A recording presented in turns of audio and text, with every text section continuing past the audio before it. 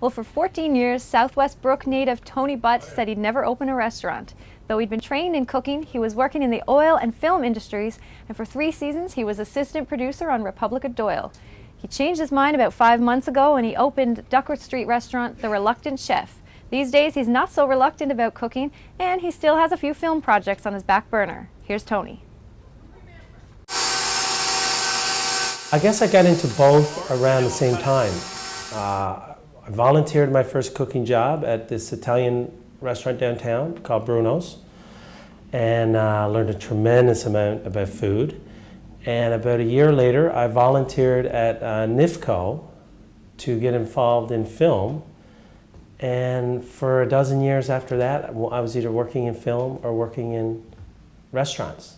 The restaurant jobs were always just out of self-interest. I just wanted to learn how to cook, you know, and I wanted to do something that I felt some passion for, because I spent 10 years in oil prior to this. And then film became something I thought I could do. My true passion was writing for film.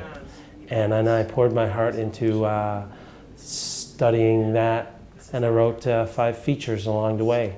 And I never intended to open a restaurant, ever. But after 12 years of learning and the opportunity arose, I just said yes, why not? My job ended on Friday, and Saturday morning I woke up and said, I guess I need a job, maybe I'll open that restaurant. The Reluctant Chef comes from one of my screenplays called The Reluctant Chef. It's about this 30-year-old guy that's reluctant to embrace the future because of things he needs to deal with in his past.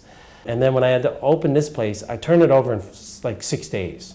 From that Saturday, I was open the following Friday. And I had to come up with a name, and I had to come up with a sign. And so I said, well, I never really wanted to open a restaurant, and I'm not sure if I still want to open one. This was back in the day, like 5 months ago. So I call it The Reluctant Chef. Menus, to me, they stifle creativity, and they create a tremendous amount of work. So it seemed like a no-brainer. We do our own breads. We start with a bread and usually make up a dip of some sort to go with it, some kind of spread. I mean, it changes all the time. And then we do 2 or 3 fish courses. We go through some fish, and then we go through some meats. And we're trying to use local game and wild game, and we make our own pastas. We only use oil for cooking when we absolutely have to, like searing off fish. Otherwise, we use olive oils and we roast stuff in the oven. So we're trying to keep a healthy kick to it. We cater to all kinds of specialty needs: gluten-free, vegetarian, vegan, you know, whatever people want.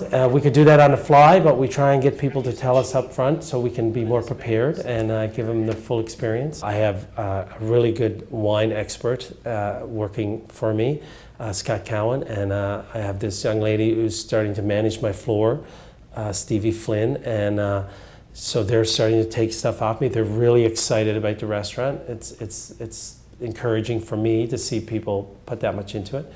And I think I just hired a chef who's going to come and start working with me this weekend. So that should allow us to expand our hours from 3 nights a week to 6 or 7 nights a week. Making films or television and running a restaurant, you're constantly faced with issues and problems and roadblocks. You just make it happen, and you never stop.